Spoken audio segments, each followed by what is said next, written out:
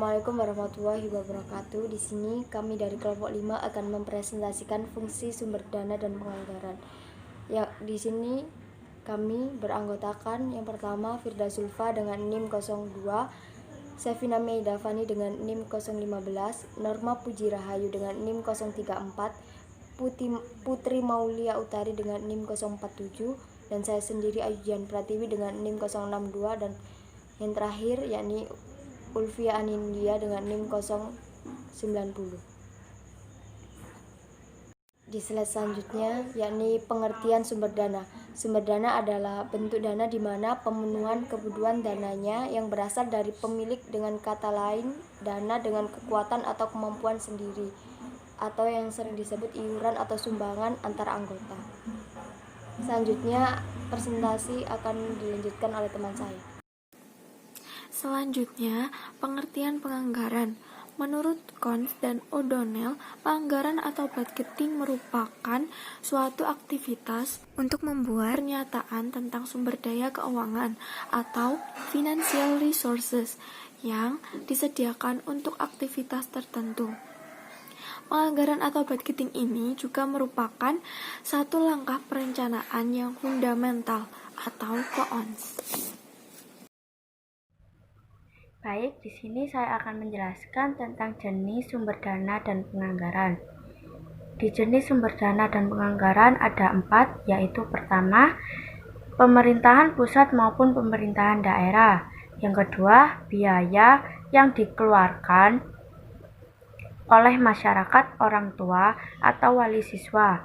Yang ketiga, biaya yang dikeluarkan oleh masyarakat, bukan orang tua atau wali siswa. Yang keempat, lembaga pendidikan itu sendiri. Baiklah, materi selanjutnya adalah manfaat dari fungsi sumber dana dan anggaran. Beberapa manfaat fungsi anggaran dalam manajemen organisasi sektor publik menurut Dedi Nordiawan adalah sebagai berikut. Yang pertama adalah anggaran sebagai alat perencanaan. Dengan fungsi ini, organisasi tahu apa yang harus dilakukan dan ke arah mana kebijakan dibuat. Yang kedua adalah anggaran sebagai alat pengendalian. Dengan adanya anggaran, organisasi sektor publik dapat menghindari adanya pengeluaran yang terlalu besar atau pengeluaran yang tidak semestinya. Yang ketiga adalah anggaran sebagai alat kebijakan. Dengan adanya anggaran, organisasi dapat menentukan arah atas kebijakan tertentu. Yang keempat adalah anggaran sebagai alat politik. Dengan adanya anggaran, dapat dilihat komitmen pengelola dalam melaksanakan program-program yang telah dijanjikan untuk dilaksanakan. Yang kelima adalah anggaran sebagai alat koordinasi dan komunikasi. Dengan dokumen anggaran yang komprehensif, sebuah bagian atau unit kerja departemen dapat mengetahui apa yang harus dilakukan dan apa yang akan dilakukan oleh masing-masing bagian atau unit kerja lainnya. Yang keenam adalah anggaran sebagai alat penilaian kinerja. Anggaran adalah suatu ukuran yang bisa menjadi patokan apakah suatu bagian unit kerja telah memenuhi target, baik berupa terlaksananya aktivitas maupun terpenuhinya efisiensi biaya. Yang ketujuh adalah anggaran sebagai alat motivasi.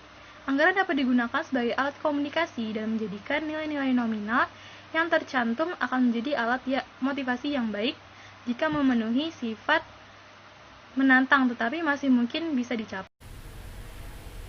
Slide selanjutnya yaitu mengenai implementasi sumber dana dan penganggaran dalam sektor pendidikan.